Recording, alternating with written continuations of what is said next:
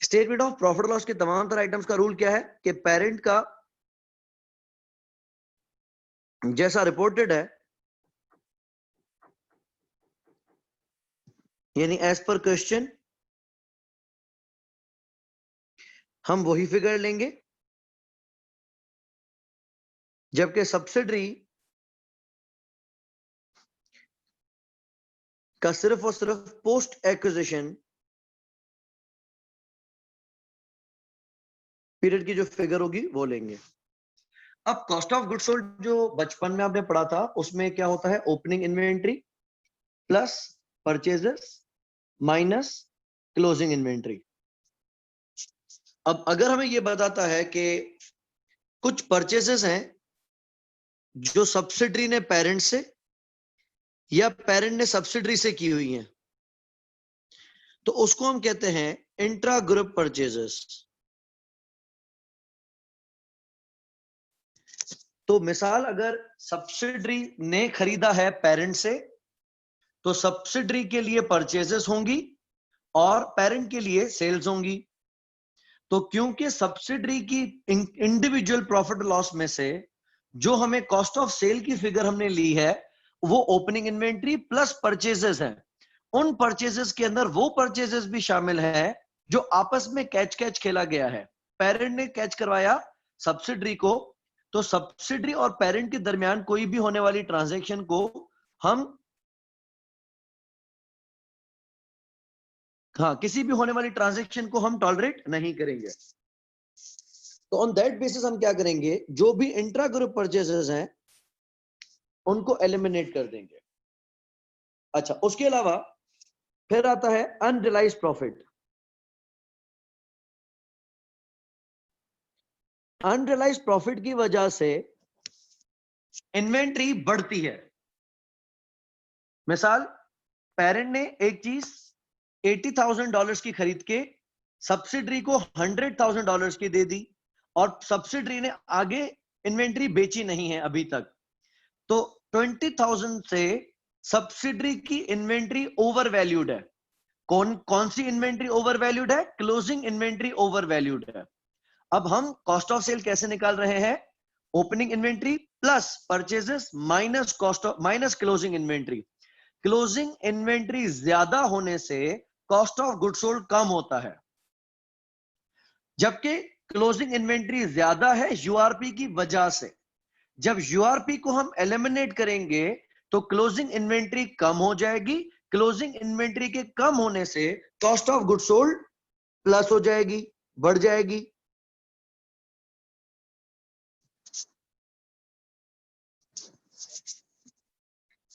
उसके अलावा अक्सर ऐसा दिया जाएगा कि सब्सिडरी ने अपने इंडिविजुअल स्टेटमेंट्स के अंदर किसी भी नेट करंट एसेट को या नॉन करंट एसेट को रीवैल्यू नहीं किया।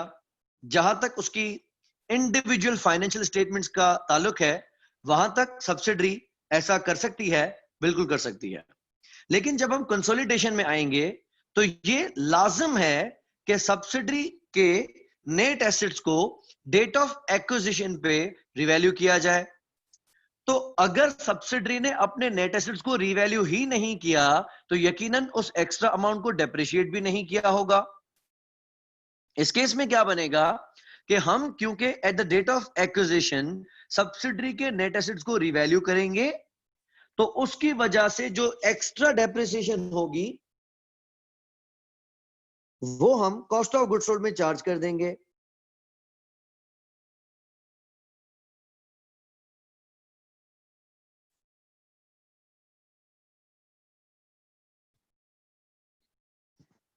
ये डेप्रिसिएशन क्यों आएगी? Due to revaluation required by IFRS 3। तो क्योंकि उसने अपने एसेट को कॉस्ट मॉडल पे रखा हुआ है इंडिविजुअल स्टेटमेंट्स में, जो कि उसको अलाउ भी है, लेकिन कंसोलिडेटेड फाइनेंशियल स्टेटमेंट्स के अंदर ये बात लाजिम है कि डेट ऑफ एक्विजिशन पे वो अपने तमाम तर नेट एसेट्स को रिवैल्यू करे, और रिवैल्यू करने की वजह से उसकी डेप्रिसिएशन में इजाफा होगा। वो डेप्रिसिएशन हम यहां चार्ज करेंगे। ये बन जाएगी हमारी कॉस्ट ऑफ गुड्स सोल्ड। अच्छा, इस क्वेश्चन में क्या था? इस क्वेश्चन में प्रोडिगल की कॉस्ट ऑफ सेल 2,60,000 थी और सेंटिनल की 1,10,000 थी, लेकिन सेंटिनल को अक्वायर किए हुए हमें 6 महीने गुजरे थे, तो हमने 1,10,000 को आधा किया, पोस्ट एक्विजिशन लिया और ये आ गया 55,000। 1,10,000 का आधा 55,000। उसके अलावा पेरेंट ने एक प्लांट बेचा था सब्सिडरी को, 4 मिलियन का प्लांट 5 मिलियन में बेचा था, तो पेरेंट ने 1 मिलियन का गेन ऑन डिस्पोजल रिकॉर्ड किया था। सब्सिडरी के पास वो 4 मिलियन वाला प्लांट 5 मिलियन पे आ गया, जिसकी वजह से उस एक्स्ट्रा 1 मिलियन पे 2 लाख की एक्स्ट्रा डेप्रिसिएशन भी चार्ज हो गई। तो हमने इंट्रा ग्रुप गेन को भी माइनस कर दिया और एक्सेस डेप्रिसिएशन को एड बैक कर दिया। इंट्रा ग्रुप परचेसेस माइनस की और अनरियलाइज प्रॉफिट को एड बैक कर दिया। ये बनी हमारी कॉस्ट ऑफ गुड सोल्ड की फिगर। अभी हम नेक्स्ट क्वेश्चन की तरफ आएंगे, फर्दर प्रैक्टिस करेंगे, तो प्रैक्टिस से आपको ज्यादा बेहतर पता चलेगा। अगर कोई स्पेसिफिक पॉइंट आप मुझे बताते हैं कि कहां पे आप कंफ्यूज हो रहे हैं, तो हम और बेहतर तौर पे जज कर सकते हैं। यस यस यस यस वारिस, आप सही कह रहे हो। ये जो gain on transfer of plant है वो इसमें प्लस होगा।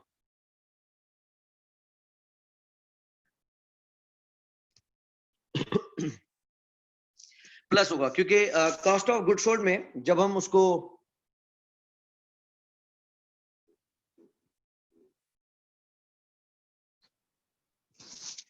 प्लस करेंगे तो ही वो प्रॉफिट से माइनस होगा। और ये भी करेक्ट है कि जो डेप्रिसिएशन है उसको हम माइनस करेंगे तो ही हमारे गेन में आ जाएगा। यस बिल्कुल सही है, डायरेक्टली हम 800 का यूआरपी ऐड कर सकते हैं। बिल्कुल वारिस, ऐसा हो सकता है। हम यहाँ पे दो अलग अलग इस वजह से रख रहे हैं कि ये जो 1000 का प्रॉफिट है ये कमाया था पेरेंट ने, तो सिर्फ इस बात का ध्यान रहे कि एनसीआई को इसका हिस्सा ना मिल जाए। और ये जो एक्स्ट्रा डेप्रिसिएशन चार्ज की थी वो चार्ज की थी सब्सिडरी ने, तो सिर्फ इस बात का ध्यान रहे कि कहीं वो एक्स्ट्रा डेप्रिसिएशन का नुकसान भी यूआरपी को ना मिल जाए। अदरवाइज डायरेक्टली आप 800 को एड बैक कर सकते हैं। हमारा आंसर देखो अब कितना आ रहा है, 277 200 की जगह पे।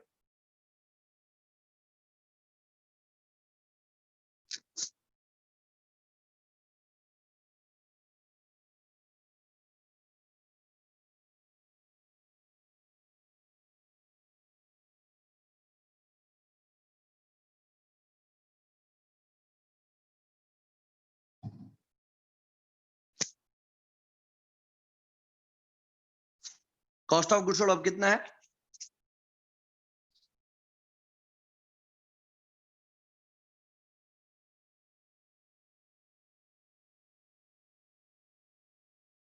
To seven eight eight double zero.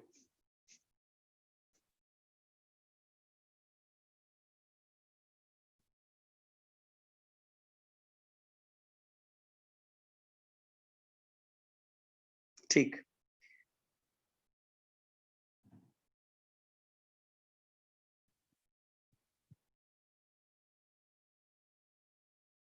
GP check करो।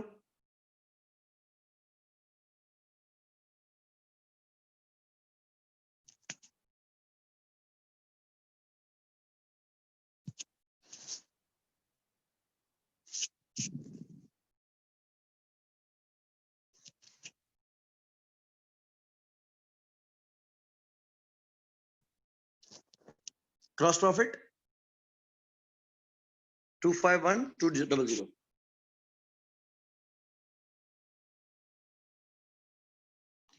ठीक है,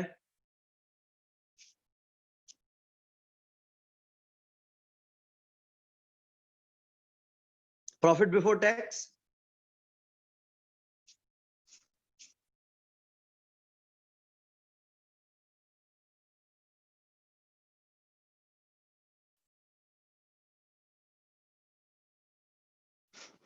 181 181 and after tax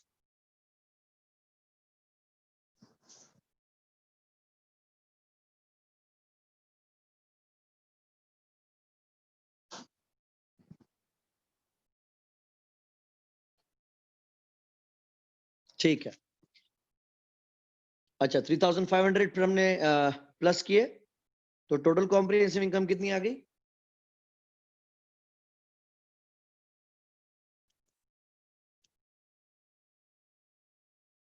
एक 22,600 ठीक है। अच्छा अब हम यहाँ पे इस फिगर को चेंज कर रहे हैं, वो वापस करेक्ट कर रहे हैं।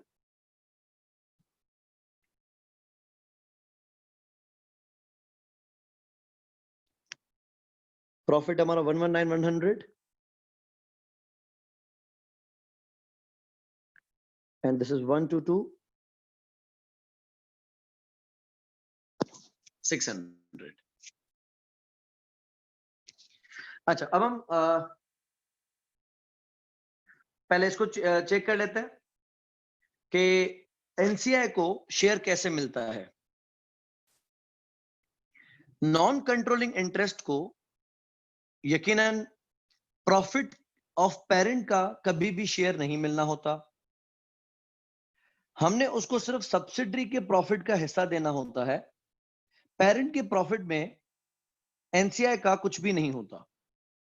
तो हमने इंडिविजुअली देखा कि क्वेश्चन के अंदर सब्सिडरी का जो प्रॉफिट रिपोर्टेड है वो 66,000 है, जो कि पूरे साल का था। हमने इसको किया 6 महीने का, तो ये बना 33 मिलियन। उसके अलावा सब्सिडरी ने 300 मिलियन का, सॉरी 3 मिलियन का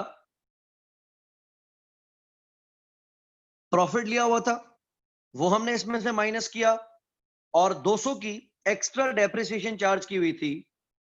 तो सब्सिडरी का कंसोलिडेटेड प्रॉफिट आ गया 30,200। ये सब्सिडरी का कंसोलिडेटेड प्रॉफिट है। जो उसने इंडिविजुअल में दिखाया था 33,000, वो जो उसने इंडिविजुअल में 3,000 का प्रॉफिट दिखाया था वो हमने माइनस किया, और जो 200 की एक्स्ट्रा डेप्रिसिएशन चार्ज की थी वो हमने एड बैक कर दी। तो सब्सिडरी का कंसोलिडेटेड प्रॉफिट आ गया 3,200, उसमें 25% हमने निकाल दिया एनसीआई का। तो एनसीआई को मिला 7,550। 1,19,100 में से अगर 7,550 एनसीआई के हैं तो हमारे कितने होंगे?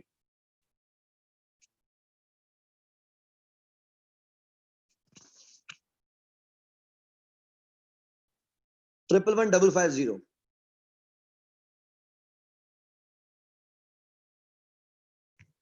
ठीक है। अच्छा उसके अलावा फिर 30,200 के प्रॉफिट के बाद पोस्ट एक्विजिशन पीरियड में सब्सिडरी की लैंड 1 मिलियन से अपवर्ड रीवैल्यू हुई थी, तो उसकी टोटल कॉम्प्रिहेंसिव इनकम बन गई 1000 प्लस करके 31,200। उसमें 25% आ गया एनसीआई का। तो टोटल कॉम्प्रिहेंसिव 1,22,600 में से 7,800 अगर एनसीआई का है तो बाकी हमारा कितना होगा?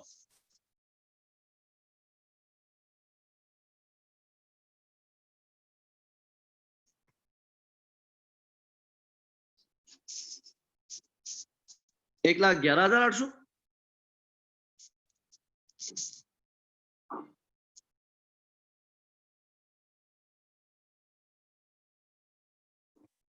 कंफर्म करिएगा, 1,11,800 का बैलेंस है। 14,800। अच्छा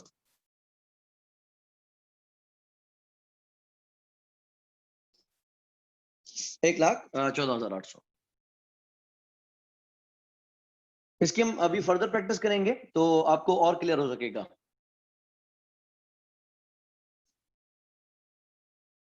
इसके लिए आपने जो स्टेटमेंट बनाई है वहां से फिगर लेने की जरूरत नहीं है। आपने क्या करना है, सब्सिडरी की इंडिविजुअल प्रॉफिट लॉस में से फिगर उठानी है, उसको एडजस्ट करना है और वहां से प्रॉफिट एट्रीब्यूट करना है एनसीआई को। अच्छा अब हम इसमें बी पार्ट में मांगा है, जो कि मैंने यहां रखा हुआ है कि इक्विटी सेक्शन बनाए including NCI.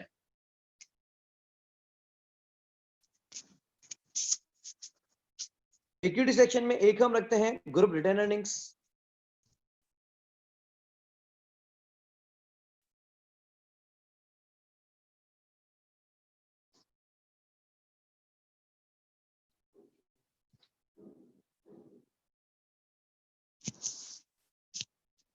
Group retained earnings में हमने क्या देना होता है, पेरेंट की जैसी रिपोर्टेड होती हैं और सब्सिडरी का पोस्ट एक्विजिशन शेयर देना होता है। ठीक है, इसको मैं दो तरीकों से सॉल्व करके दिखाता हूं। पहला,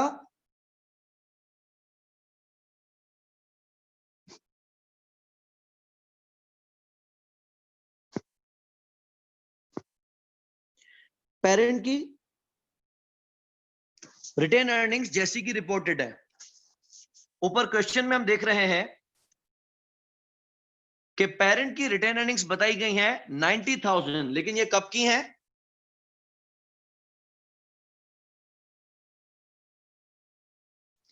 ये 1 अप्रैल 20x0 की हैं। और इस साल पेरेंट का प्रॉफिट कितना है?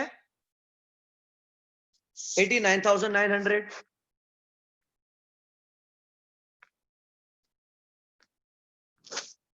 तो हम रिटेनिंग्स कैसे रख रहे हैं? 90,000 ओपनिंग रिटेनिंग्स प्लस इस साल का प्रॉफिट 89,900। तो ईयर एंड पे पेरेंट की रिपोर्टेड रिटेन अर्निंग्स कितनी है?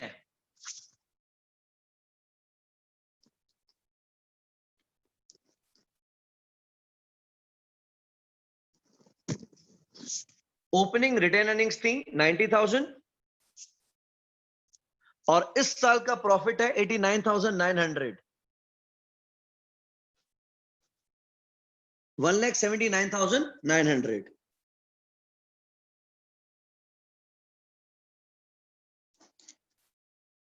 ये आ गई जो सब्सिडी पेरेंट की रिपोर्टेड है।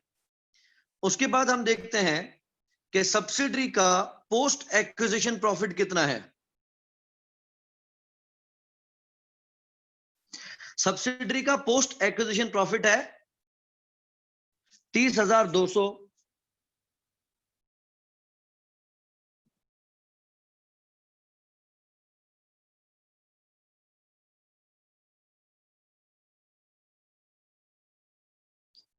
एडजस्टमेंट्स जो सब्सिडरी के अकाउंट में होनी थी वो हो चुकी हैं। और इस 30,200 में हमारा हिस्सा कितना?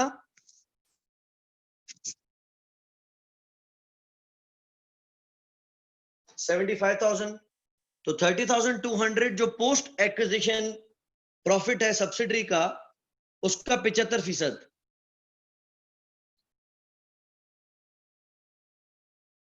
Double 2650।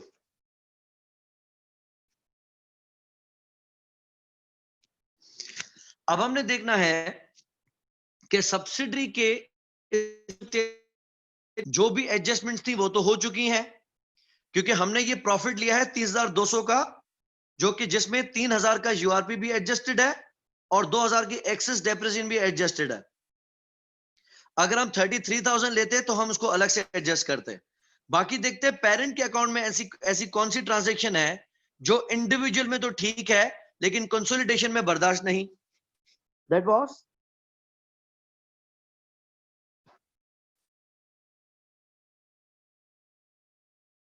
Gain on disposal of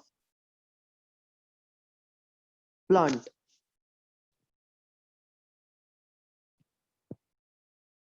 जो कि इंट्रा ग्रुप है।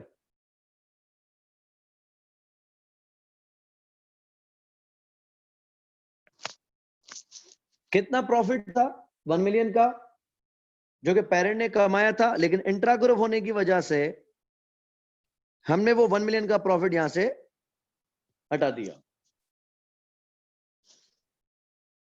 तो पेरेंट की रिटेन अर्निंग्स 1,79,900, सब्सिडरी की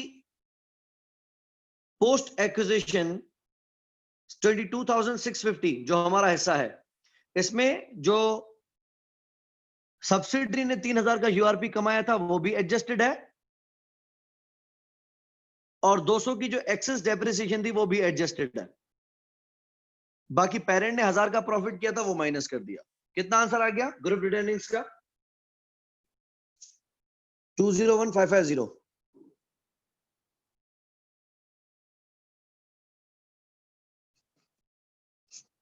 अच्छा, दूसरा तरीका देखते हैं। आप उठाएं पेरेंट की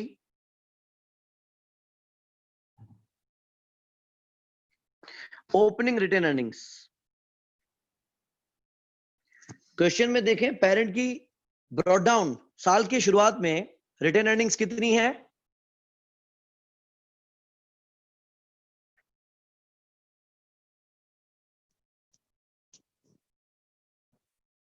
$90,000।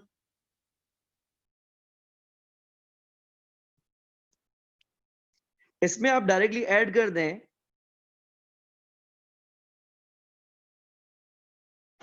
प्रॉफिट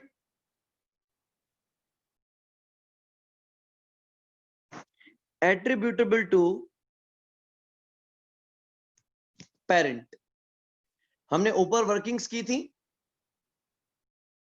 इसमें प्रॉफिट एट्रीब्यूटेबल टू पेरेंट कितना है? 111,550।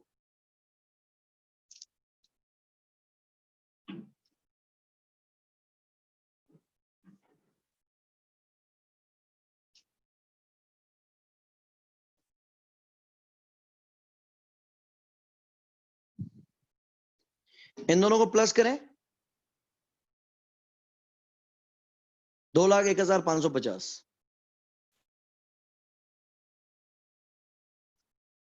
इस 111,550 में एक्चुअली सारी एडजस्टमेंट्स हो चुकी हैं।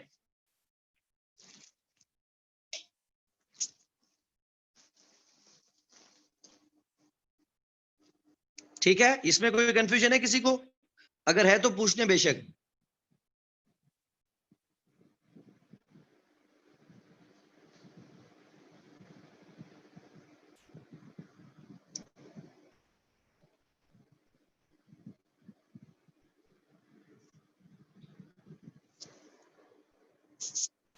अच्छा, इसी तरीके से हमें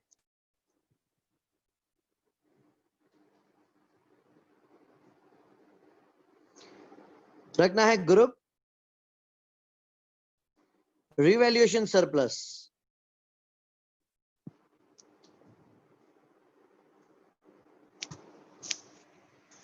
मैंने आपसे ये जिक्र किया था कि इक्विटी के जो भी आइटम्स होंगे वो पेरेंट के 100% एंड सब्सिडरी के पोस्ट एक्विजिशन का शेयर आएगा। तो रिवैल्यूएशन सरप्लस में देखें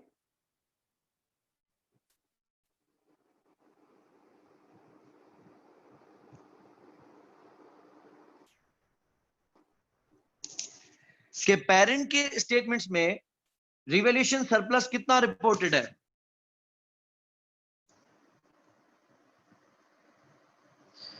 ये देखें, ओपनिंग है 8,400 और इस साल हुआ है 2,500। ओपनिंग है 8,400 और इस साल हुआ है 2,500।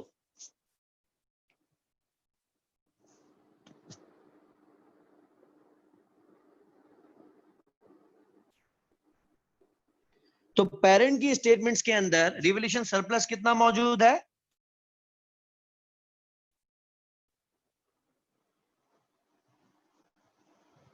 10,900। करेक्ट। ये हो गया parent as reported.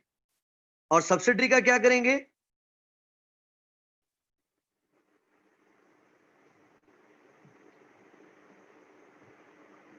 Post acquisition share. हमारी सब्सिडरी बनने के बाद सब्सिडरी की लैंड में कितना रिवैल्यूएशन आया है?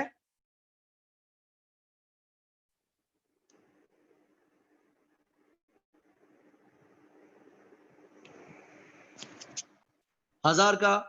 और उसमें हमारा हिस्सा कितना?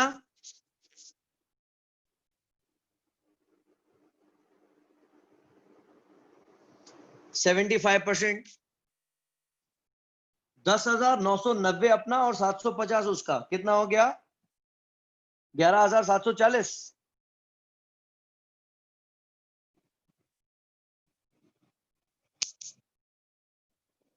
अच्छा ओके, एक सेकंड, सॉरी माय मिस्टेक। ये 900 है ना खाली? ओके ओके ओके, ठीक है। और ये आपने मुझे बताया 11,650।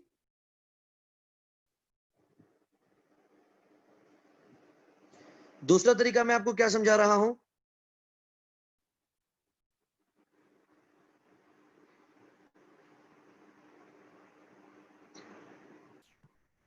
कि आप पेरेंट की इक्विटी का ओपनिंग बैलेंस लें।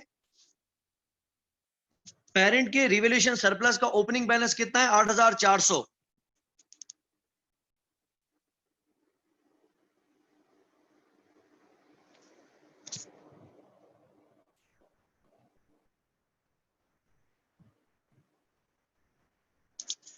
फिर हमने अदर कॉम्प्रिहेंसिव इनकम का इफेक्ट लिया था। ये इनफैक्ट हमने अलग से नहीं किया ना, तो इसको नहीं कर पाएंगे। इसलिए बेहतर है कि हमारी जो लैंड बड़ी है वो बड़ी है 2,500 से, और उसकी बड़ी है 1,000 से। हम लेंगे अदर कॉम्प्रिहेंसिव इनकम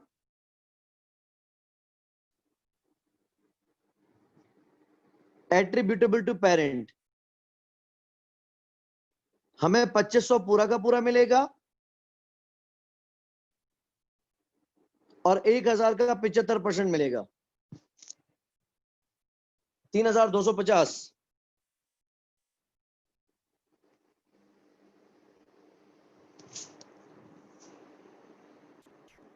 ये भी हो गया 11,650।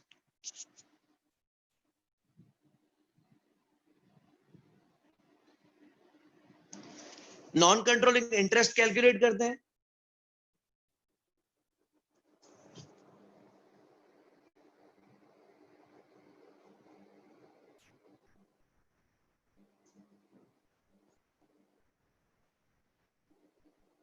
एनसीआई हम किस तरीके से निकालते हैं?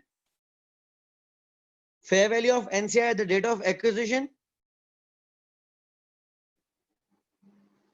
वो हमें क्वेश्चन में बताई गई थी। क्वेश्चन में बताया गया था फेयर वैल्यू,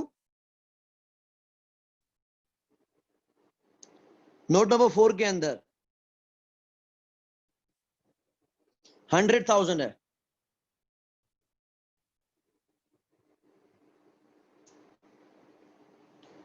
और फिर हम रखेंगे प्रॉफिट एट्रीब्यूटेबल टू एनसीआई या total comprehensive income attributable to NCI. इसमें प्लस करें total comprehensive income attributable to NCI. वो इसको हिस्सा मिला था 7,800 का।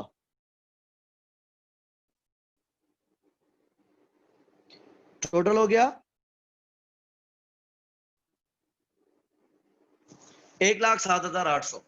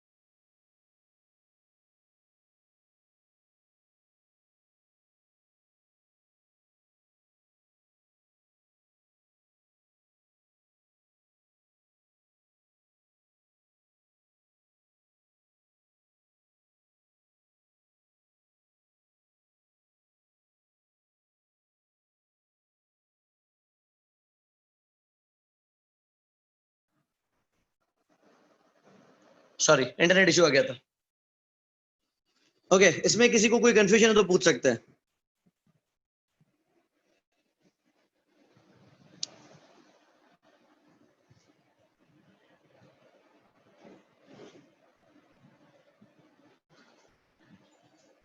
नेक्स्ट क्वेश्चन की तरफ आ जाते हैं ताकि थोड़ी और बेहतर प्रैक्टिस हो सके और बेहतर तौर पे पता चल सकेगा कि और कहां कहां कंफ्यूजन है।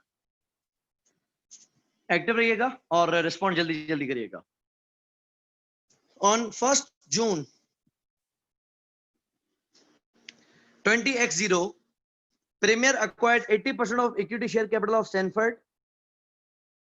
The consideration consisted of two elements: a share exchange of 3 shares in Premier for every 5 shares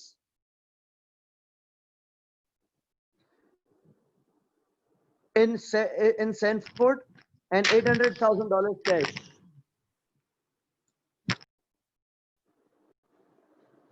एक हमने शेयर एक्सचेंज दिया है, दूसरा हमने कैश दिया है। The share issue has not yet been recorded by Premier. Premier ने शेयर इश्यू रिकॉर्ड नहीं किया हुआ। At the date of acquisition, shares of Premier had a market value of $5 each.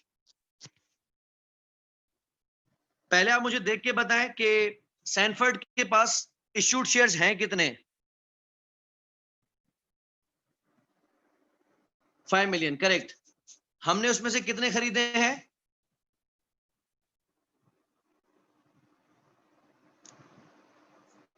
Correct. और हमने अपने शेयर्स कितने दिए होंगे?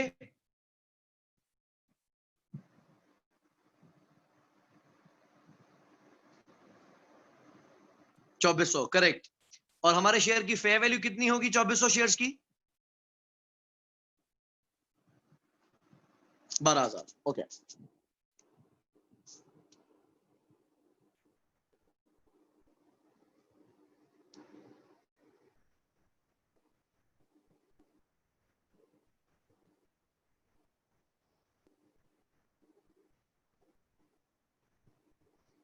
तो कंसिडरेशन में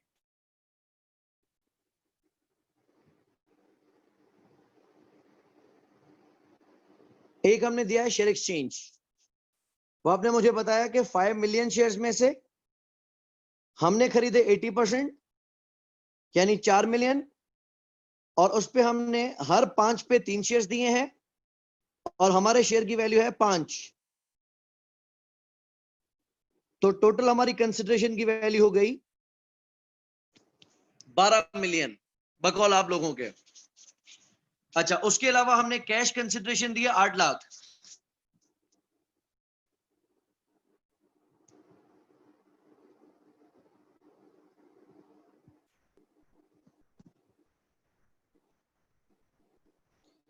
तो टोटल हमने खरीदा कितने में?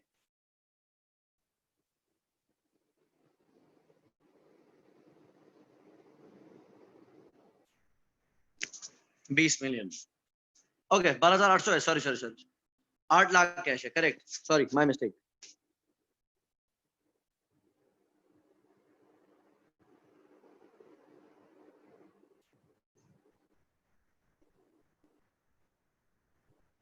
$12,800, ठीक है।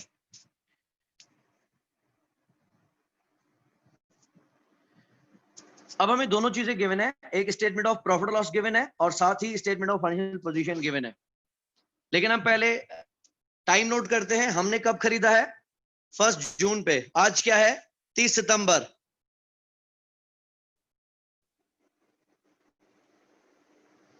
कितना टाइम हुआ है सैनफोर्ड को एक्वायर किए हुए? 4 मंथ्स।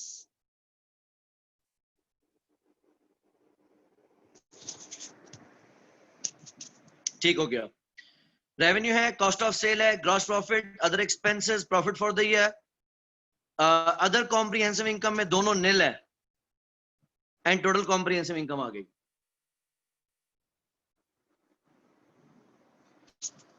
एसेट्स में प्रॉपर्टी प्लांट एंड इक्विपमेंट है, इन्वेस्टमेंट्स हैं।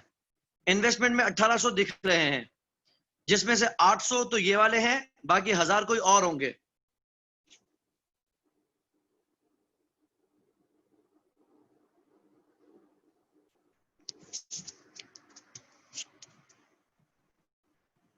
1800 में 800 तो वो कैश है जो हमने सब्सिडी को अक्वायर करने में दिया है।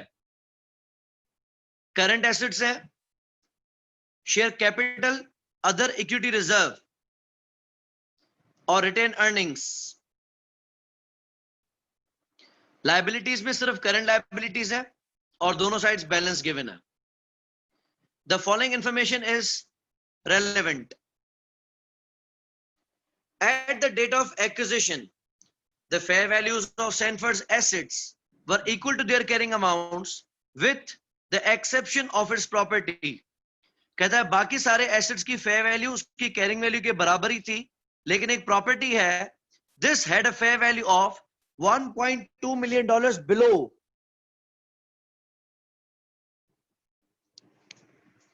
its carrying amount and had a remaining useful life of 8 years at the date of acquisition. Sanford has not incorporated this in its financial statements.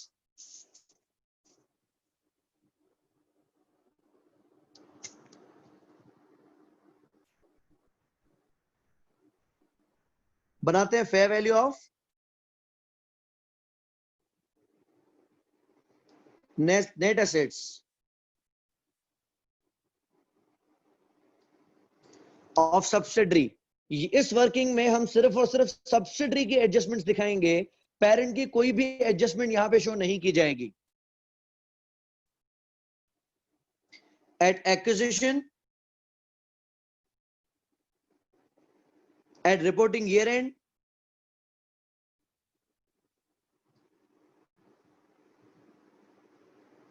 post acquisition.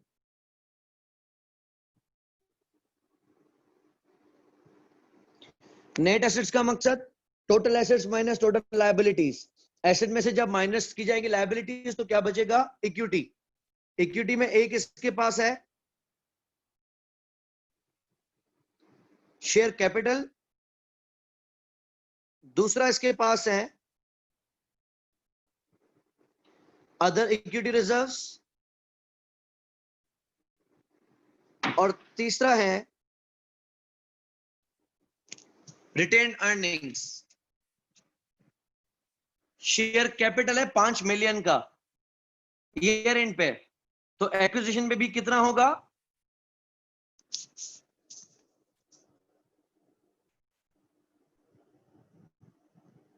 Same. क्यों?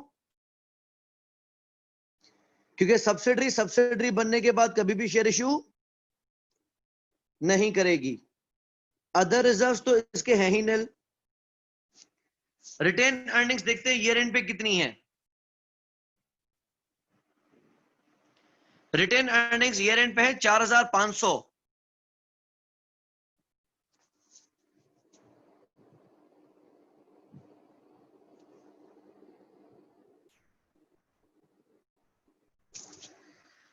जिसमें हमारे आने के बाद का प्रॉफिट भी शामिल है। इस पूरे साल में प्रॉफिट कितना हुआ है?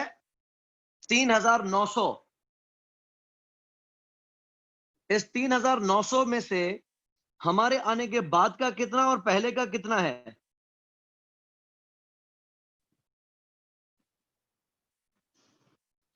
$3900 पूरे 12 महीने का प्रॉफिट है। इसमें से हमारे आने के बाद कितना प्रॉफिट हुआ होगा?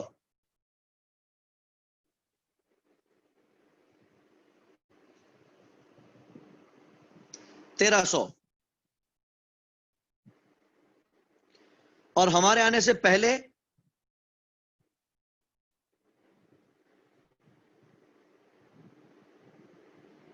8 महीनों में कितना हुआ होगा? 2600। तो एक तरीका यह है कि अगर मेरे पास अभी प्रॉफिट 4500 का है, इसमें से मैं पूरे साल का प्रॉफिट माइनस कर दूं। पूरे साल में प्रॉफिट कितना है? 3900।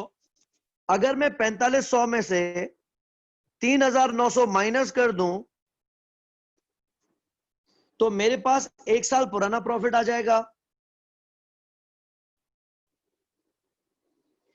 इसमें फिर मैं प्री एक्विजिशन का प्रॉफिट ऐड कर दूं जो आपने मुझे बताया है 2600, सॉरी ये कितना है? ये सिर्फ 600 है। 600 ये, और 2600 जो मेरे आने से पहले वाले 8 महीनों में हुआ है, क्योंकि हमारा ईयर एंड क्या है? सितंबर 2020 है। इसका मकसद ये होगा 1 अक्टूबर 20W9 का, फिर ये होगा पहले 8 महीने का, तो 3200 हो जाएगा एक्विजिशन डेट का। एक तरीका ये है। दूसरा तरीका,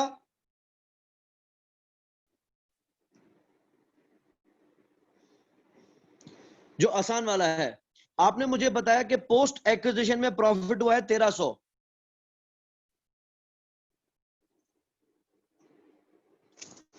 अगर आपके पास टोटल पैसे पड़े हैं, प्रॉफिट पड़ा है 4500 का, जिसमें से 1300 मेरे आने के बाद हुआ है, तो मेरे आने के से पहले आपके पास कितना होगा? 4500 में से 1300 माइनस कर दें, सेम 3200।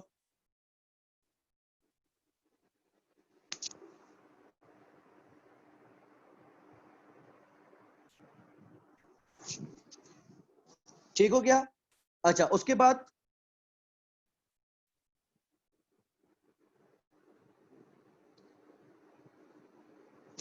एक प्लांट है जिसकी फेयर वैल्यू गिरी हुई है, प्रॉपर्टी है इनफैक्ट, कितनी से गिरी हुई है? 1200 से।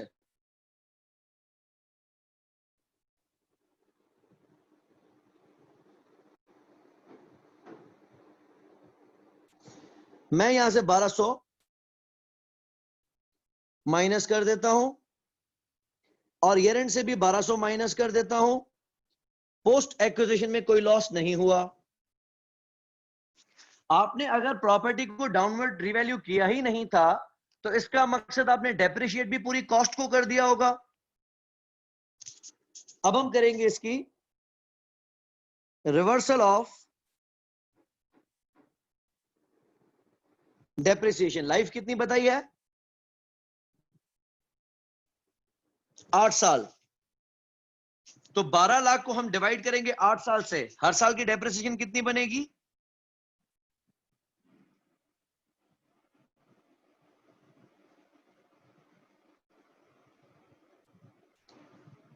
150 सिर्फ 4 महीने की बता रहे हैं ईमान और अमृता?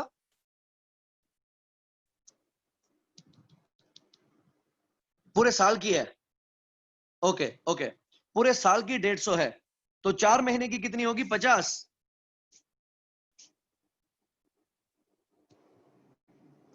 तो हमने 4 मंथ की डेप्रिसिएशन रिवर्स करनी है, उसको मैं प्लस कर रहा हूं। क्योंकि कंपनी ने फुल कैरिंग वैल्यू को डेप्रिशिएट मार दिया होगा। जो 1200 कम वैल्यू हुई है, डाउनवर्ड रिवैल्यू होने से डेप्रिसिएशन भी तो कम होती है ना, तो ये हमने डेप्रिसिएशन रिवर्स कर दी।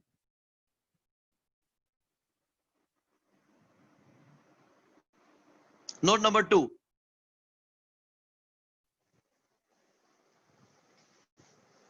Sales from Sanford to Premier. Sanford subsidiary, तो सेल्स कर रहा है subsidiary. Throughout the year ended 30th September 20x0 had consistently been $1 million per month. देखो पुरानी दोस्ती है। सैनफोर्ड ने प्रीमियर को पूरा साल गुड्स बेचे हैं। जो पहले 8 महीने में इन दोनों के दरमियान ट्रांजैक्शंस हुई हैं, उससे हमें कोई लेना देना नहीं है, क्योंकि तब सिंगल इकोनॉमिक एंटिटी का कॉन्सेप्ट नहीं था। लेकिन इनको अक्वायर किए हुए गुजरे हैं 4 महीने, तो इंट्रा ग्रुप सेल कितनी होगी?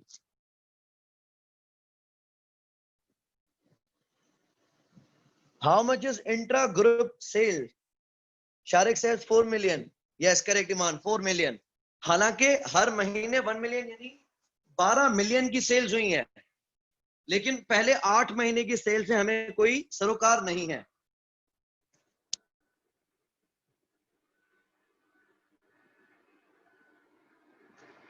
तो इंट्रा ग्रुप है 4 मिलियन। अगर स्टेटमेंट ऑफ प्रॉफिट लॉस ना होती तो हमें 4 मिलियन से भी कोई तकलीफ नहीं थी। Sanford made a markup on cost of 25% on these sales. How much is intra-group profit?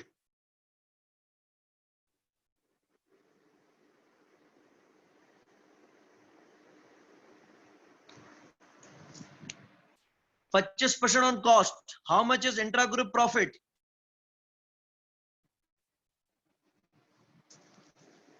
800. इससे तो हमें किसी सूरत तकलीफ नहीं होती है जब तक अनरियलाइज ना हो। कहता है Premier had $2 million at cost to Premier, मतलब selling price to Sanford. Cost to Premier मतलब सेलिंग प्राइस टू सैनफोर्ड। कहीं गलती से कॉस्ट देख के मार्कअप सीधा ना लगा देना। यू ना समझना कि कॉस्ट गिवन है मार्कअप गिवन है तो सीधा 25% मार दो। ये एग्जामिनर कंफ्यूज करने के लिए देता है। कॉस्ट टू प्रीमियर मतलब price for the Sanford. Sanford ने मार्कअप लगाया होगा अपनी कॉस्ट पे, ना कि सेल्स पे। तो 25% मार्कअप है, इसको मार्जिन में कन्वर्ट करना कंपलसरी था।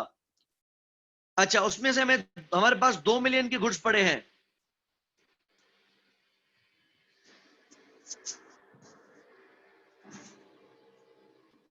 अब हम देखते हैं यूआरपी। 2 मिलियन में कितना प्रॉफिट मौजूद होगा?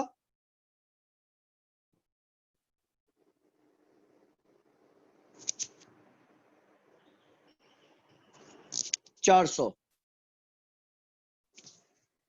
यूं भी देख लेते हैं कि अगर 800 का प्रॉफिट पूरे साल का है तो 2 मिलियन की सॉरी 4 मिलियन की सेल्स में से 2 मिलियन की सेल्स बाकी हैं।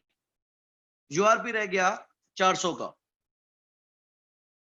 किसने कमाया है यूआरपी?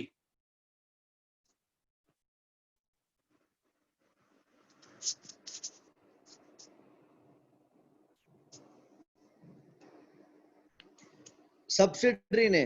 तो हम यहां से एलिमिनेट कर सकते हैं।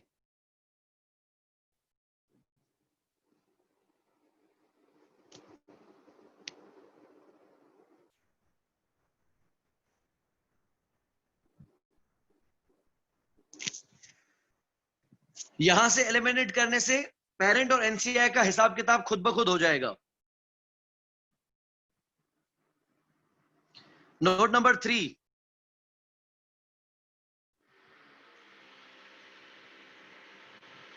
Premier had a trade payable balance owing to Sanford for $350,000 as at 30th September 20x0. This did not agree with corresponding receivable in Sanford's books due to $130,000 payment made to Sanford, which Sanford has not yet recorded. Cash in transit है। मर्जी है, transaction को reverse करो तो reverse करो, forward करो तो forward करो। लेट्स से हम इसको फॉरवर्ड करते हैं, 1,30,000 सब्सिडरी को मिल जाते हैं।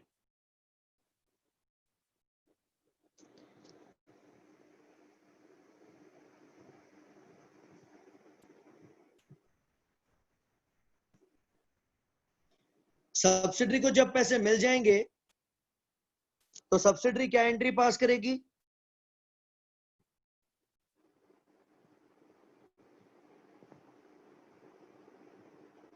डेबिट करेंगे कैश और सॉरी, हाँ मिल जाएंगे।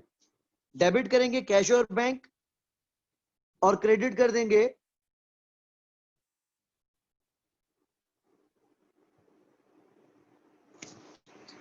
Trade receivables, account receivables. Yes correct Iman. Debit cash, credit account receivable, बिल्कुल सही है।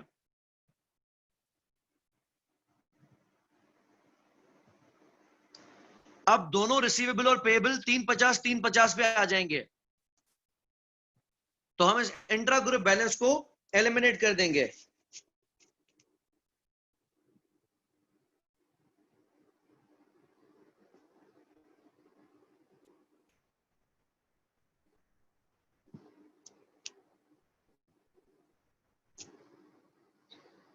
डेबिट करेंगे ट्रेड पेएबल 350 से और क्रेडिट करेंगे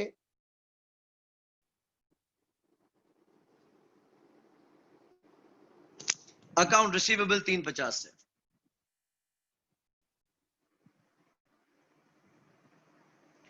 नोट नंबर 4,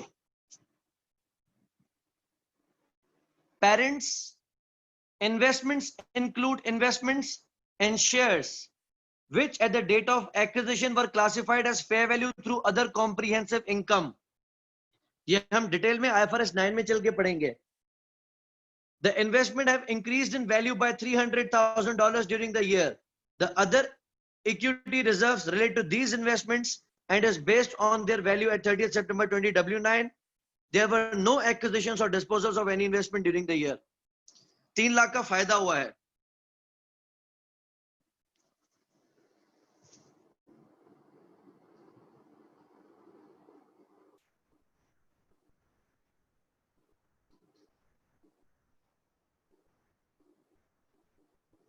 फाइनेंशियल एसेट्स में तो डेबिट करेंगे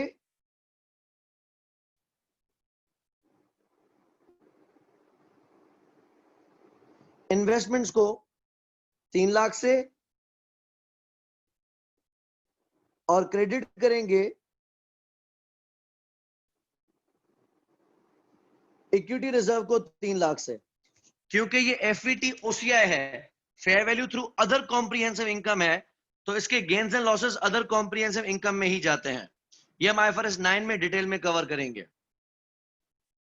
Premier's policy is to value non-controlling interest at fair value at the date of acquisition deemed to be $3.5 million.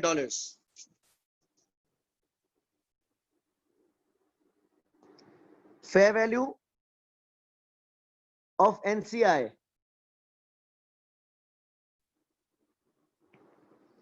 is $3.5 million.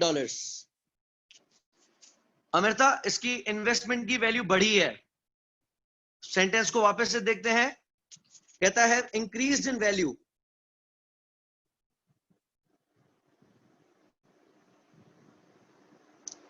तो आपने किसी दूसरी कंपनी के शेयर्स खरीदे हुए हैं, उन शेयर्स की वैल्यू बढ़ गई है।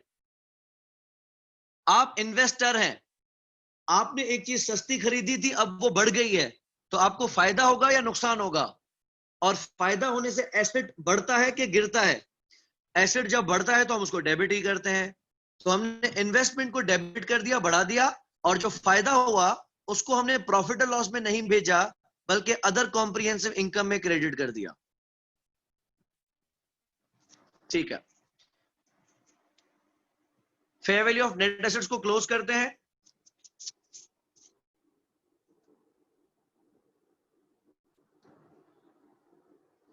एक्विजिशन पे कितनी आ गई?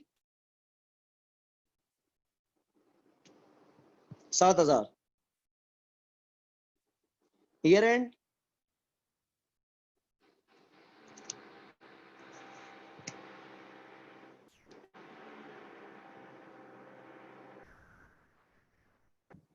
$7,950। ठीक है, और post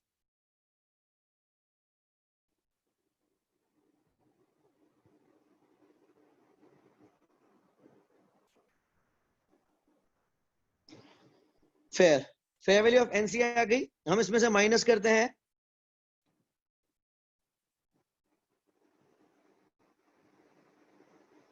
fair value of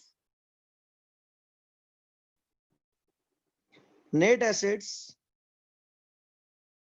eight acquisition. ये आपने कैलकुलेट किया 7,000। गुडविल कितनी होगी?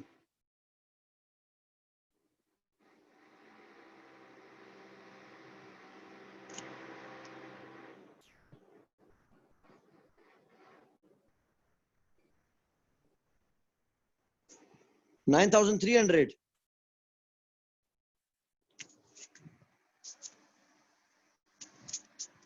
ठीक है, ये हो गई हमारी गुडविल।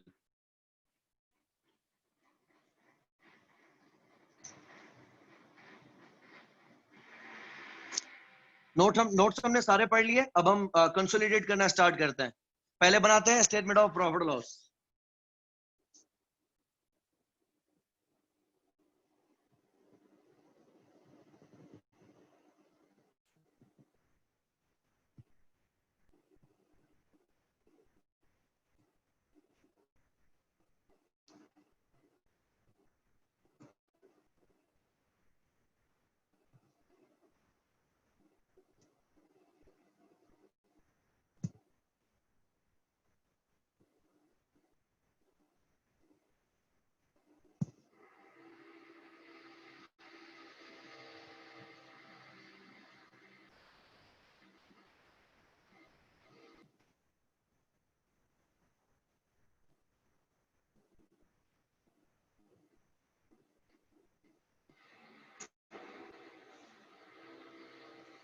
रेवेन्यू, रेवेन्यू आप कितना लिखेंगे?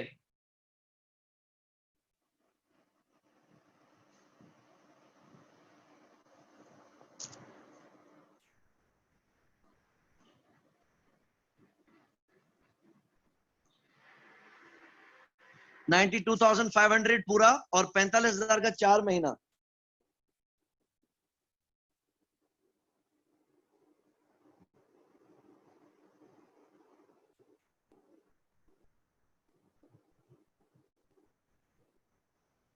माइनस इंट्रा ग्रुप सेल्स कितनी थी? 4 million.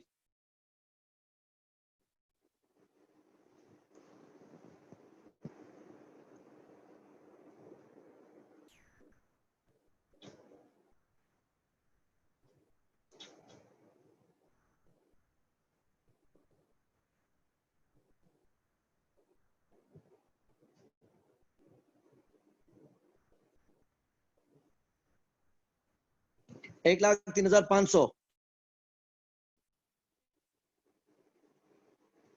Next,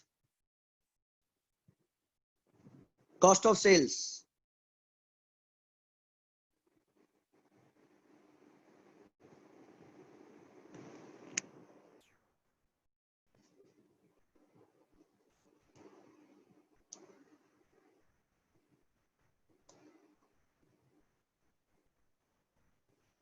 cost of sales में पहले तो आप दिखाएं,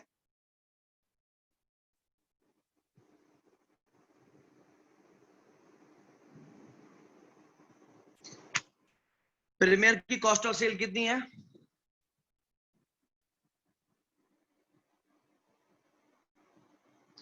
70,500 और उसकी 36,000।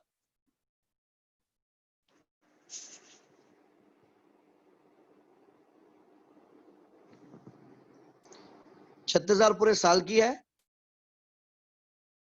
4 महीने की कितनी बनेगी? 12,000।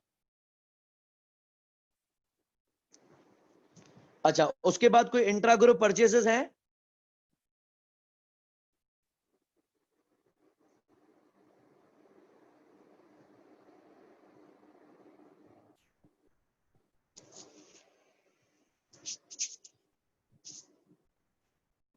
$4 मिलियन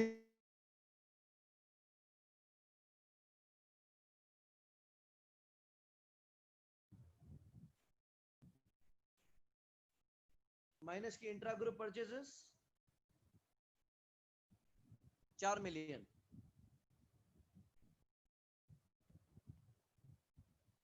और अनरियलाइज्ड प्रॉफिट कितना है?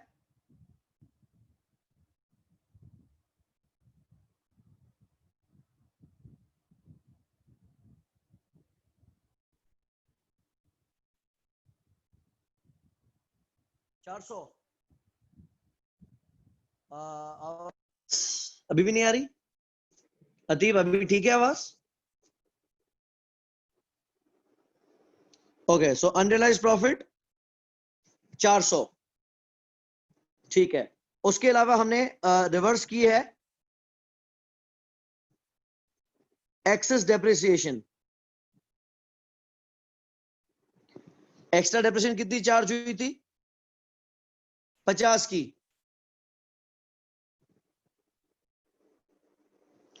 और उसको भी हम इनकम दिखा रहे हैं, इसलिए कॉस्ट में से माइनस कर रहे हैं।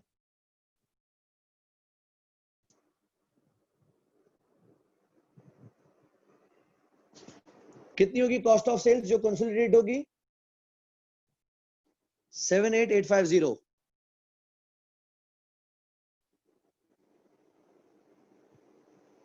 ठीक है, ये आ गया 78,850। रेवेन्यू में से कॉस्ट ऑफ सेल्स माइनस की जीपी कितना आ रहा है?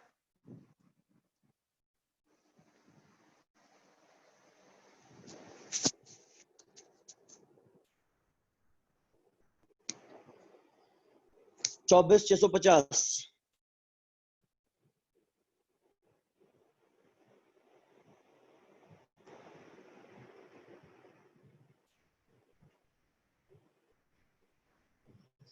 ठीक है, उसके अलावा देखें और क्या आइटम्स हैं प्रॉफिट लॉस में? डायरेक्टली अदर एक्सपेंसेस दिए हैं।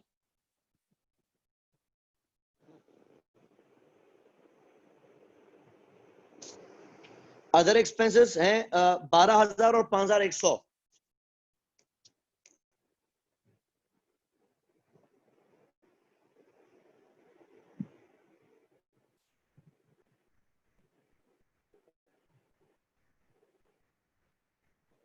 कितना होगा कंसोलिडेटेड?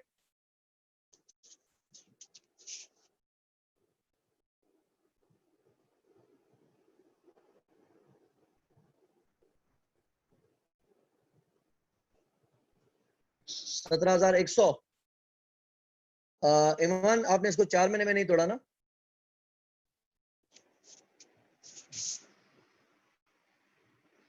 $13,700।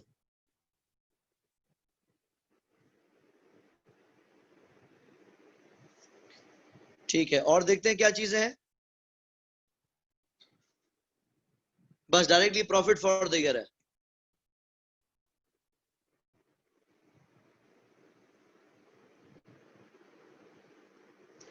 जीपी में से अदर एक्सपेंसेस माइनस करें।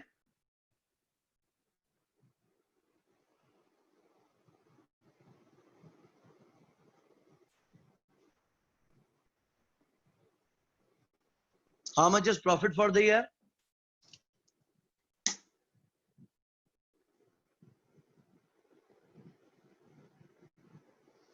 ठीक है, 10,950। इसके अलावा हम आते हैं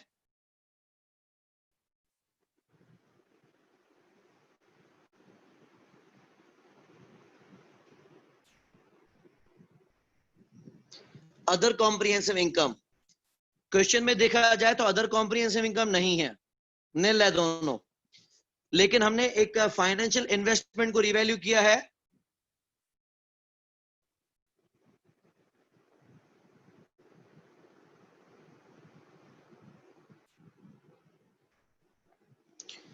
एफईटीओसीआई गेन, ये थोड़ी देर पहले हमने किया था, इसमें 300 रुपए का फायदा हुआ है।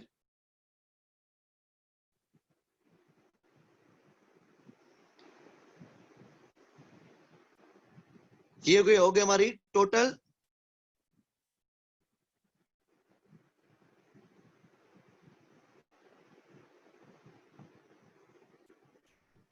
Comprehensive income. कितनी हो गई?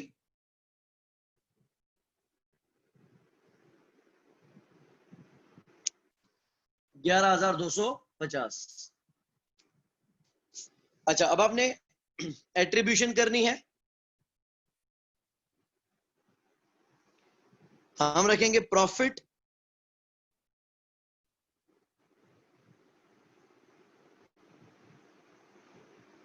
Attributable to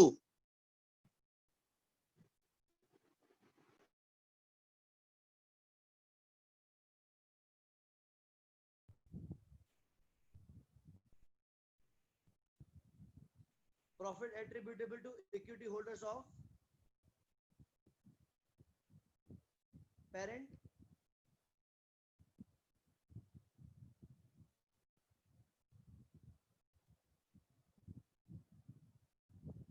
and non-controlling interest।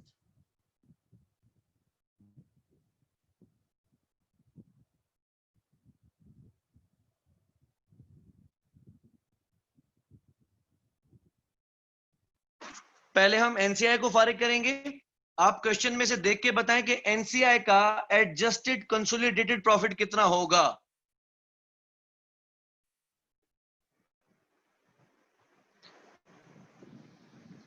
Subsidiary का एडजस्टेड कंसोलिडेटेड प्रॉफिट,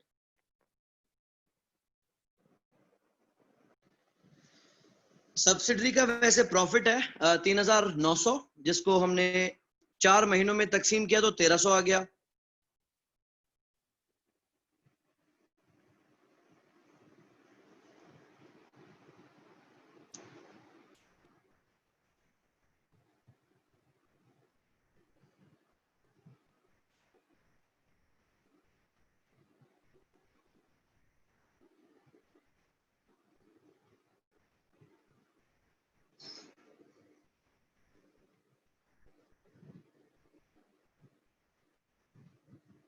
ठीक है, तो सब्सिडरी का प्रॉफिट कितना आया?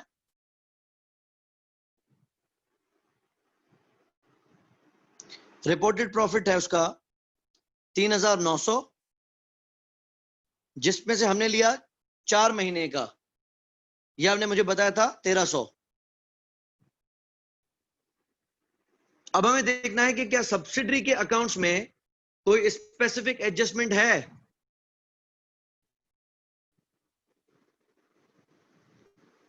ईमान 260, ठीक है, मैं चेक करता हूं, एक सेकेंड, पॉसिबल है। अच्छा, पहले तो आ गया कि सब्सिडरी का कंसोलिडेटेड प्रॉफिट है 1,300, इसमें से फिर एक प्रॉफिट था जो कि सब्सिडरी ने ही कमाया हुआ था,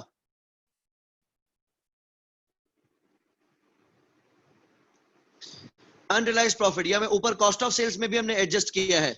अनरियलाइज्ड प्रॉफिट है 400 का, वो हमने सब्सिडरी के प्रॉफिट में से माइनस कर दिया। जी जी यार, 1,300 टोटल है, इसमें अभी तेरी मेरी नहीं की है, यानी पेरेंट का कितना है, एनसीआई का कितना है, ऐसा नहीं किया। ये टोटल सब्सिडरी के प्रॉफिट का 4 महीने का अमाउंट है 100%। इसमें अभी मैंने अपना हिस्सा अलग नहीं किया, एनसीआई का हिस्सा अलग नहीं किया। अच्छा, इस 1,300 में 400 का वो प्रॉफिट भी शामिल है जो अनरियलाइज्ड है, जो सब्सिडरी ने पेरेंट को बेच के कमाया तो है लेकिन अभी तक हलाल नहीं किया। उसके अलावा हमने एक एक्स्ट्रा डेप्रिसिएशन चार्ज की है, उसको हमने चार्ज रिवर्स किया।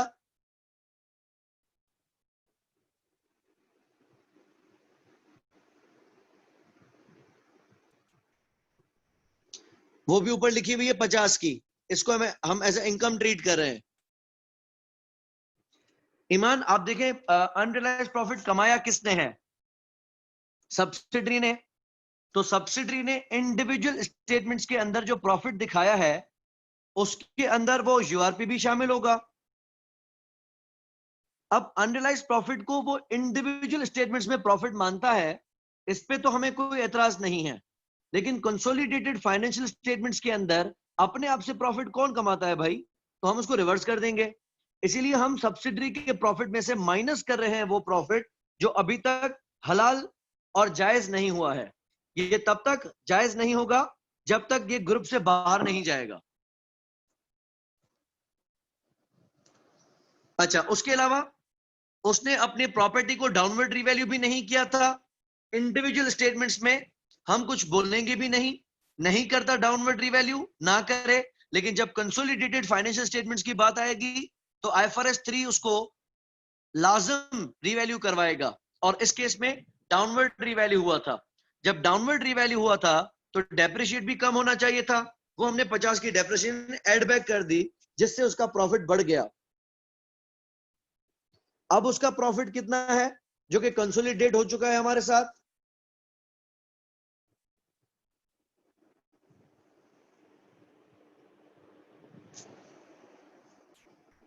950।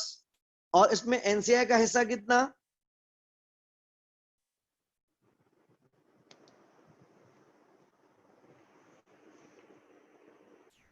20%, यानी 190।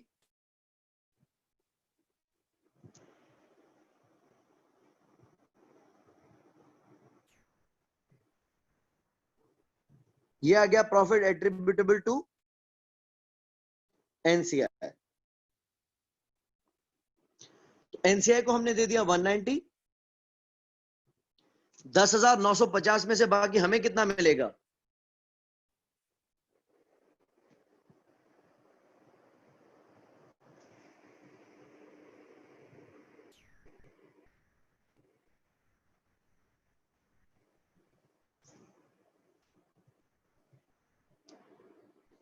नहीं नहीं ईमान, रिवर्सल ऑफ डेप्रिसिएशन की एडजस्टमेंट इंडिविजुअल स्टेटमेंट्स में नहीं होगी, क्योंकि इंडिविजुअल में जब वो रिवैल्यूएशन मॉडल फॉलो ही नहीं कर रहा तो हम क्यों जबरदस्ती कर रहे हैं उसके साथ। IAS 16 ने जब उसको इजाजत दी है कि वो रिवैल्यूएशन मॉडल फॉलो करे या कॉस्ट मॉडल फॉलो करे, वो कॉस्ट मॉडल फॉलो कर रहा है तो हम क्यों उसको एडजस्ट करेंगे।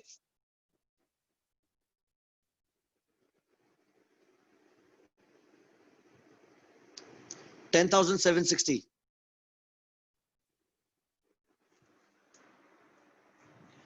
यस एग्जैक्टली, अगर वो रिवैल्यूएशन मॉडल फॉलो करता था तो उसको इंडिविजुअल में ही ठीक करना चाहिए था। नॉर्मली हमें जो फाइनेंशियल रिपोर्टिंग के अंदर क्वेश्चंस देगा, FR के अंदर या F7 के अंदर क्वेश्चंस देगा, उसमें वो स्टैंडर्ड की गलतियां नहीं देता है, कंसोलिडेशन के अंदर स्टैंडर्ड की गलतियां नहीं देता है। अक्सर वो इंडिविजुअल स्टेटमेंट्स जो बनी हुई होती हैं वो इंडिविजुअल स्टैंडर्ड्स के हिसाब से बिल्कुल ठीक बनी हुई होती है, हमें सिर्फ उसको कंसोलिडेशन में एडजस्टमेंट करनी होती हैं। ऐसा नहीं है कि गलतियां हैं जिसको हम दुरुस्त कर रहे हैं, एडजस्टमेंट्स हैं जो कि कंसोलिडेशन में होनी चाहिए। अगर वो डाउनवर्ड रिवैल्यूएशन यानी रिवैल्यूएशन मॉडल फॉलो करता था तो आपको ये देता कि वो रिवैल्यू डाउनवर्ड कर भी चुका है और अकॉर्डिंगली डेप्रिशिएट कर चुका है, फिर हम क्या करते, हम तो छोड़ ही देते, हमारा तो कोई काम ही नहीं था फिर एडजस्ट करने का। लेकिन वो अक्सर क्या करेगा, इंडिविजुअल में कॉस्ट मॉडल फॉलो करवाएगा और कंसोलिडेशन में तो डेट ऑफ एक्विजिशन पे, सिर्फ डेट ऑफ एक्विजिशन पे रिवैल्यू करना कंपलसरी है। मैं ये नहीं कह रहा कि कंसोलिडेशन में रिवैल्यूएशन मॉडल फॉलो करना कंपलसरी है, मैं ऐसा बिल्कुल भी नहीं कह रहा। मैं सिर्फ ये कह रहा हूं कि डेट ऑफ एक्विजिशन पे सब्सिडरी के तमाम तर नेट एसेट्स को रिवैल्यू करना लाजमी है।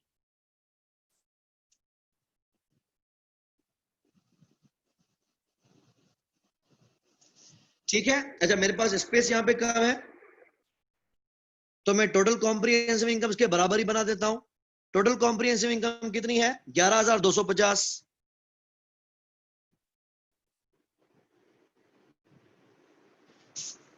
लेकिन सब्सिडरी के अकाउंट में अदर कॉम्प्रिहेंसिव इनकम निल है, तो एनसीआई को जितना हिस्सा प्रॉफिट का मिलेगा उतना हिस्सा ही टोटल कॉम्प्रिहेंसिव इनकम का मिलेगा।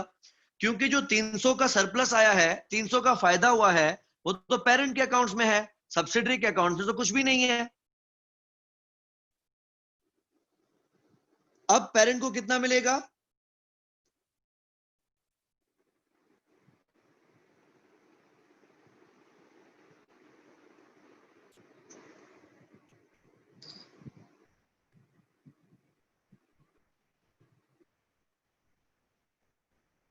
चेक करें, ये है, सॉरी सॉरी सॉरी मैं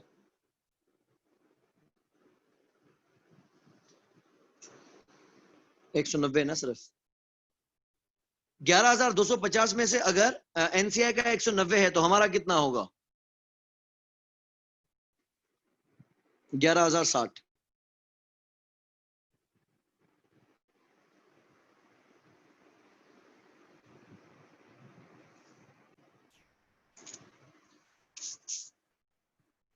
ठीक है, ये बन गया हमारा कंसोलिडेटेड स्टेटमेंट ऑफ प्रॉफिट और लॉस।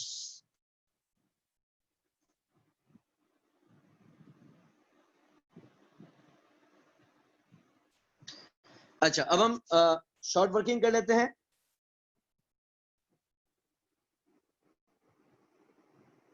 ग्रुप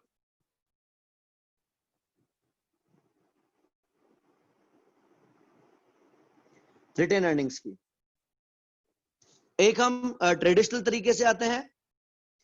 ट्रेडिशनल तरीके में क्या करेंगे,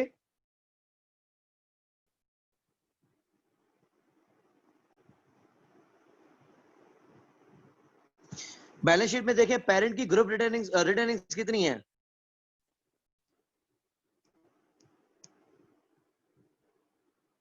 12,300।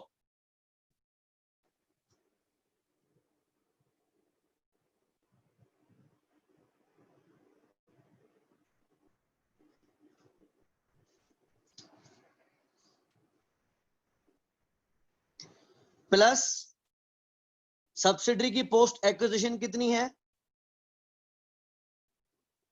950। हमने यहां रख दी पेरेंट की 12,300 और सब्सिडरी के पोस्ट एक्विजिशन का शेयर। अभी हमने देखा था 950, इसका 80%।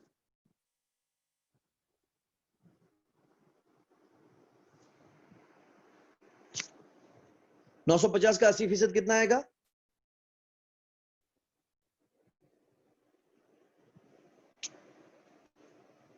760।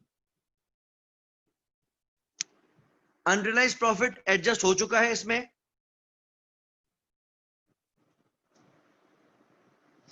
और रिवर्सल ऑफ डेप्रिसिएशन भी एडजस्ट हो चुकी है इसमें।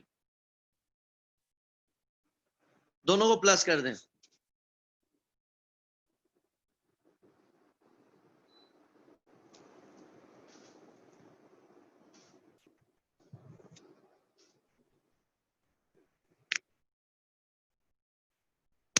$13,060।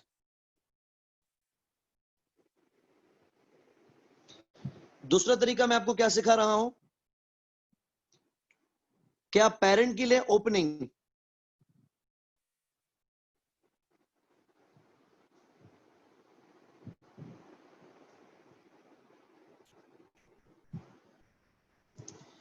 पेरेंट की अभी रिटर्निंग्स कितनी है? 12,300। इसमें से इस साल का प्रॉफिट माइनस कर दें।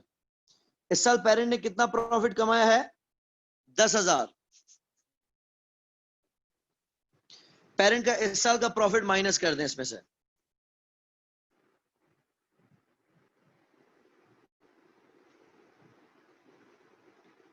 तो साल की बिगिनिंग में पेरेंट की रिटर्निंग से 2,300 प्लस कर दें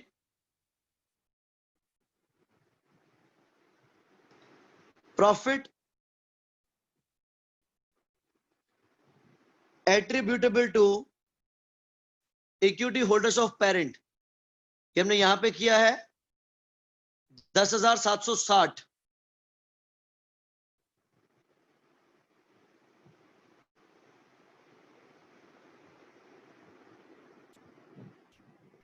इन दोनों को प्लस करें।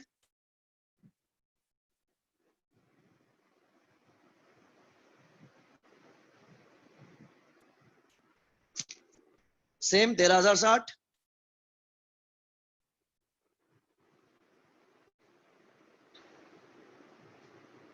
चले अब क्विकली इसको हम यहीं पे बनाना शुरू कर देते हैं, आप थोड़ा हेल्प करते चलो। पेरेंट और सब्सिडरी की प्रॉपर्टी प्लांट एंड इक्विपमेंट को प्लस करें। 25,500 प्लस 13,900।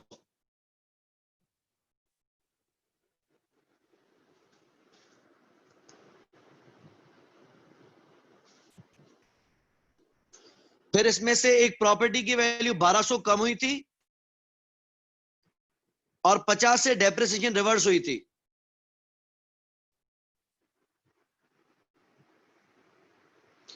$25,500 प्लस 13,900, इसमें से माइनस किया 1,200 की प्रॉपर्टी डाउनवर्ड रीवैल्यू हुई थी और 50 की हमने डेप्रिसिएशन रिवर्स की थी, 38,250।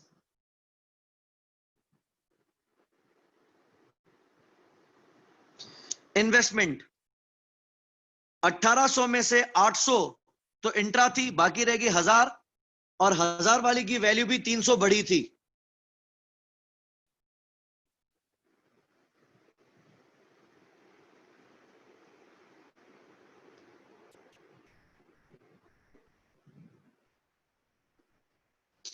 बाकी रह गई 1,300। उसके अलावा हमने गुडविल कैलकुलेट की है 9,300।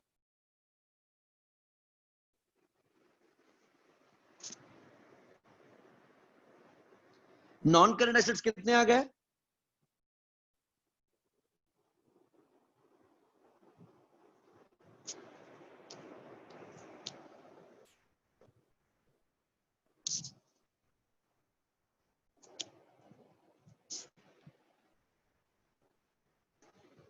48,850।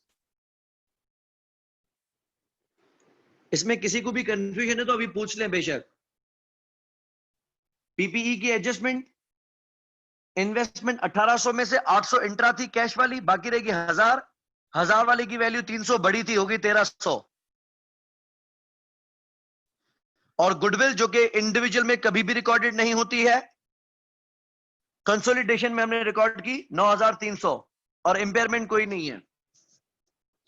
उसके अलावा करंट एसेट है 12500 प्लस 2400।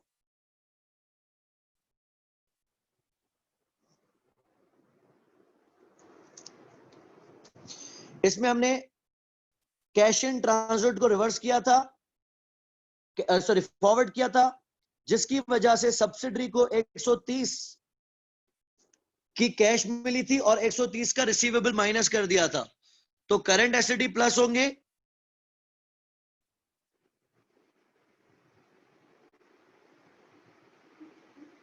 और करंट एसेट ही माइनस होगा, क्योंकि 130 का कैश करंट एसेट में आएगा और 130 का रिसीवेबल भी करंट एसेट से माइनस हो जाएगा। फिर हमने इंट्रा ग्रुप बैलेंस को माइनस किया था, 350 का रिसीवेबल उड़ा दिया था, और हम इसमें से माइनस कर रहे हैं 350 का रिसीवेबल। कितना आ रहा है ये? 12,500 प्लस 2,400 प्लस 130 माइनस 130 और माइनस 350।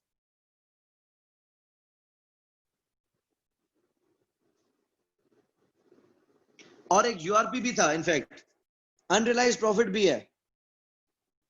यूआरपी था 400 का,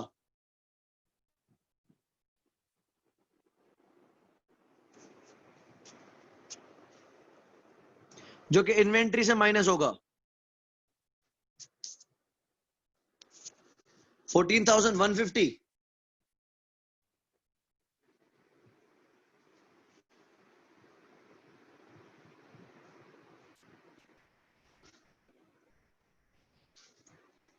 चेक करने करंट एसेट्स की वैल्यू यही है और टोटल बताएं।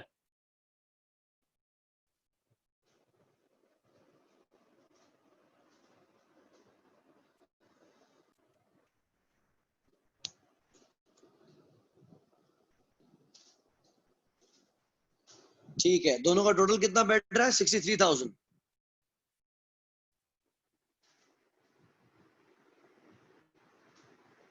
Total assets. चले आगे।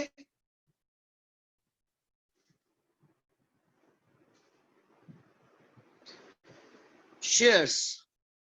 शेयर्स में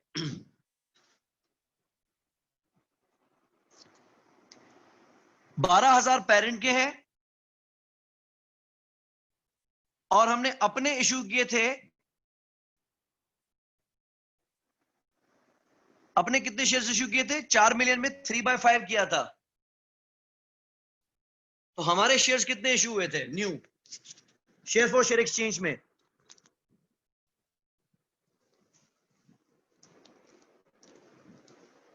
2400। और फेयर वैल्यू कितनी थी? 6 रुपए, सॉरी 5 रुपए। इसमें से 1 रुपया जाएगा शेयर कैपिटल में और 4 रुपए जाएंगे शेयर प्रीमियम में। तो 2400 प्लस करते हैं शेयर कैपिटल में,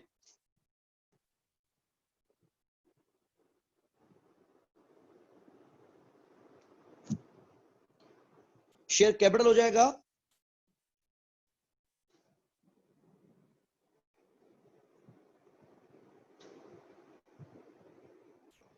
14,400 का।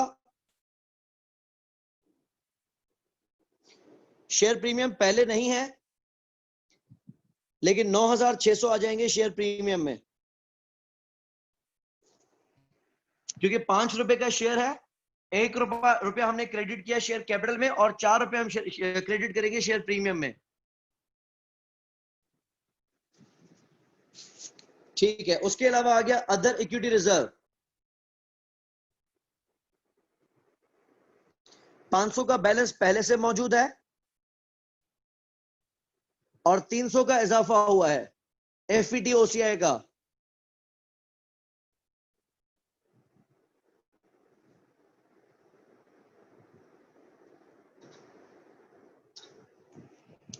फिर आते हैं ग्रुप रिटेन अर्निंग्स पे। हमने कितनी कैलकुलेट की ग्रुप रिटेन अर्निंग्स? 13,060।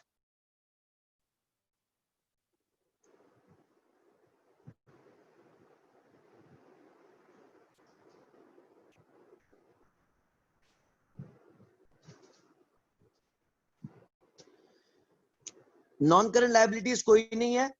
करंट में 15,001, 6,200 दूसरी, और हमने डेबिट किया था ट्रेड पेएबल को। ट्रेड पेएबल को डेबिट किया था 350 से।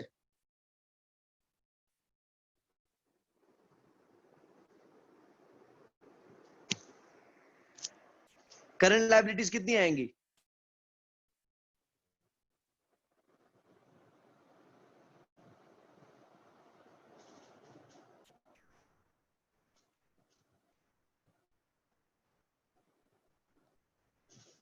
$59,310। सिर्फ करंट लायबिलिटीज बता शारिक। 15,000 plus 6,800 minus 350, 21,450।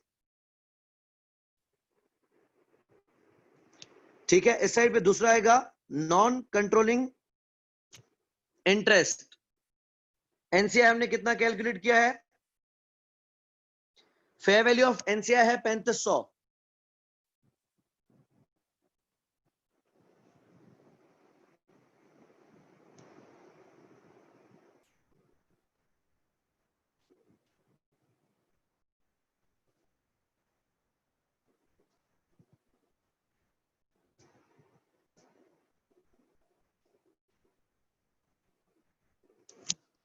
और प्लस करेंगे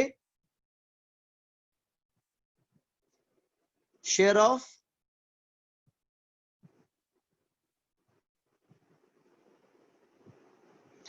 post acquisition net assets. Subsidiary के पोस्ट एक्विजिशन नेट एसेट्स हैं 950 के। 950 का 20%,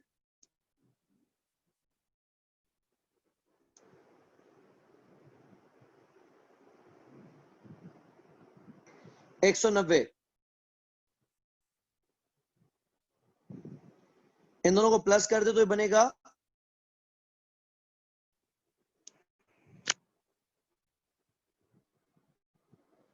3,690। अगर आप इसकी जगह पे टोटल कॉम्प्रिहेंसिव इनकम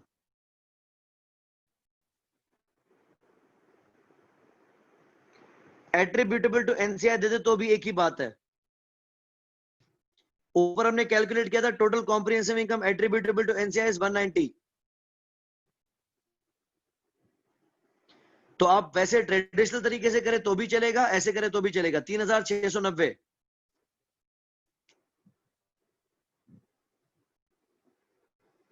एनसीआई है 3,690।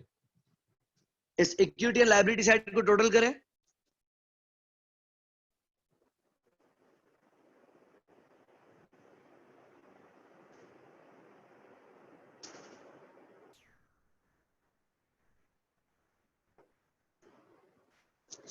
$63,000 ही है।